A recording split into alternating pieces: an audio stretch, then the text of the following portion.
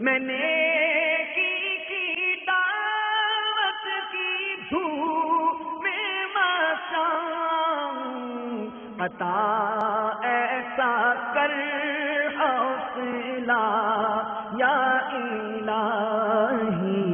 بابا یہ ارشاد فرمائیے، ایک تو دعوت اسلامی کے مبلغین اسلامی بھائی جاتے ہیں بیرکس وغیرہ کے اندر، مدرسۃ المدینہ اور دیگر جو مدنی کام ہے اس کی ترکیب بناتے ہیں، لیکن وہ خیر ایک لیمیٹڈ ٹائم کے لیے ہوتا ہے۔ کیا قیدی جس نے مطلب رہنا سونا کھانا ہی مطلب جیل کے اندر ہے، جب تک کہ اس کا جیل کے اندر رہنا ہے، تو کیا اندر رہ کر قیدی نیکی کی دعوت دے سکتا ہے؟ کیا قیدی ایک مبلغ بن سکتا ہے اندر میں، اور مبلغ بن کر کوئی سنتوں کی خدمت اندر رہ کر کر سکتا ہے؟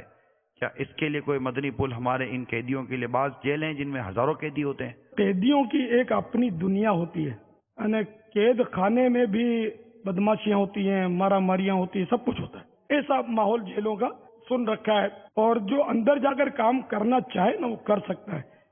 بہت پہلے کی بات ہے کہ ایک اسلامی بھائی، اس نے قتل نہیں کیا تھا اور مقدمہ اس پر لگ گیا، وہ اندر چلا گیا۔ اس دور میں جب ہماری مجالس بھی نہیں بنی تھی، مرکزی مجلس شورا یا کوئی تصور ہی نہیں تھا، بالکل شروعات کا دور تھا، تو ان دنوں یہ اندر چلا گیا اور اندر جا کر اس نے کام شروع کر دیا۔ پھر یہ باہر آ گیا ضمانت پر، آخر کار کیس ختم ہوا اس کا۔ تو میں بولتا ہے ماشاءاللہ اتنا کام کیا تم نے اندر جا کر، اتنے قیدیوں کی اصلاح کی صورت کی، جی چاہتا ہے کہ تم اندر رہتے تو اچھا تھا، کام تو کرتے دین کا۔ بتانا مقصود یہ تھا کہ کرنے والا ہو نا تو کوئی مجلس نہیں تھی، کوئی اس کی پیٹ تھپکنے والا وہاں نہیں تھا، اکیلا تنے تنہا اس نے اندر کام کیا۔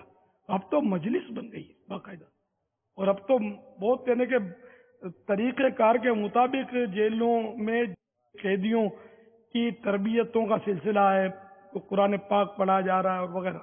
ایسی صورت میں اگر کوئی بڑا مجرم وہ توبہ کرتا ہے وہ زیادہ کام کر سکتا ہے، اس کا واقعی روب ہوتا ہے، بہت روب ہوتا ہے اندر میں، اس سے پولیس بھی ڈرتی ہے کہ یہ بہت سرفراز ہے۔ تو اگر کوئی اس طرح کا بڑا مجرم اندر ہے اور اللہ کرے کہ وہ توبہ کرے، سبھی کو توبہ کرنی چاہیے، تو ایسا آدمی جو مل جائے نا تو وہ انشاءاللہ اتنا کام کرے گا اندر جا کر، کرتے بھی ہوں گے، وہ بہت زیادہ کام کرے گا۔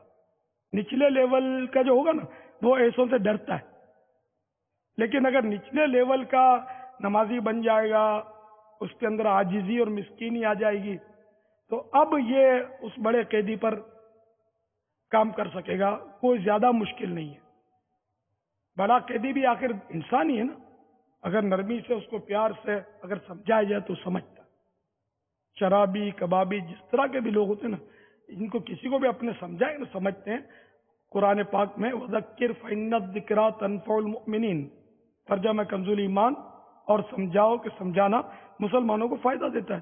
تو انشاءاللہ سمجھاتے رہیں گے تو کام بڑھتا رہے گا۔ تو قیدیوں کو بھی چاہیے کہ وہ جو الحمدللہ توبہ کر چکے ہیں، دعوت اسلامی کے ماحول کو قبول کر چکے ہیں، وہ بھی کوششیں کرتے رہیں اور نماز کی اور اندر نیکی کی دعوت دیتے رہیں۔ اللہ کرے گا تو ہماری جیلوں کا ماحول بھی بدل جائے گا۔ اللہ تعالیٰ ہر شے پر قادر ہے، ہم کو جذبہ رکھنا چاہیے۔ اب آپ جانتے ہیں کہ اندر کا ماحول جو ہے نا بابا، یہ ہوتا تھوڑا سا وہ تڑی والا ہی ہے، ابے تبے وہ تھوڑا سا وہ ہوتا ہے ان کا انداز۔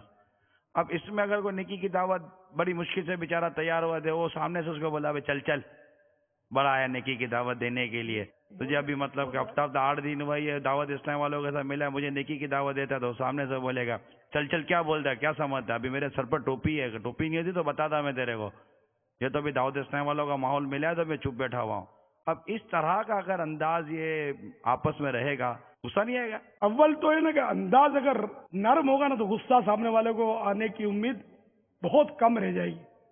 اگر اپنا انداز ہی رف ہوگا نا تو سامنے والا غصہ کرے گا ہی کرے گا۔ وہ جو جیلوں میں جاتے ہیں نا، یہ عام طور پہ غصے والے ہی جاتے ہیں۔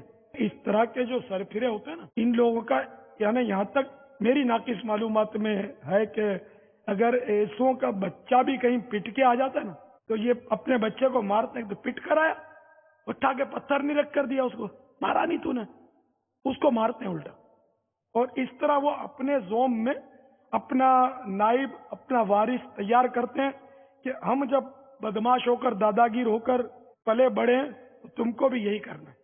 یہ تربیت ہے ان کی۔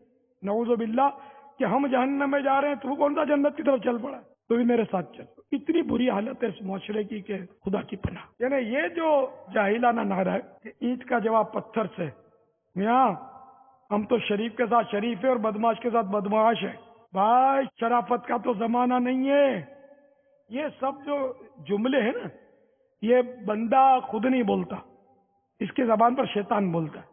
یہ سمجھانے کی ضرورت کر رہا ہوں، شیطان اس کو ایسا بولنے پر مجبور کرتا ہے. اگر شرافت کا زمانہ نہیں ہے اور شریف رہ کر کمزور کو لوگ دبا دیتے ہیں، ایسا ہی ہوتا تو یہ دنیا ختم ہو چکی ہوتی. آخر لاکھوں کروڑوں شریف مسلمان بھی تو دنیا میں بسی رہے ہیں جن کی وجہ سے یہ نظام چل رہے ہیں. کوئی مارتا ہے تو سامنے مارتے نہیں، اینٹ کا جواب پتھر سے نہیں بلکہ پھول سے دیتے ہیں. الحمدللہ مدنی چینل کے ناظرین، دعوت اسلامی کے اس وقت 180 مدارس قائم ہیں الحمدللہ جیلوں میں اللہ کی رحمت سے، جس میں 2500 قیدی، 2500 قیدی الحمدللہ قرآن پاک کی تعلیم حاصل کر رہے ہیں، الحمدللہ.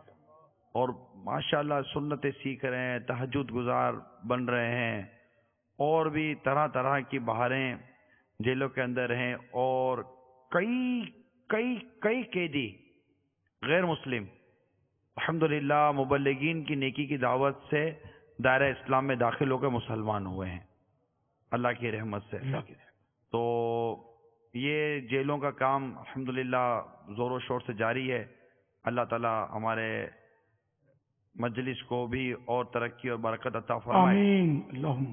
واللہ تعالی اعلم ورسولہ اعلم عز وجل وصلی اللہ تعالی علیہ وآلہ وسلم. صلو علی الحبیب صلی اللہ تعالی علی محمد. میں نیکی کی دعوت کی دھوم میں مچاؤں، عطا ایسا کر حوصلہ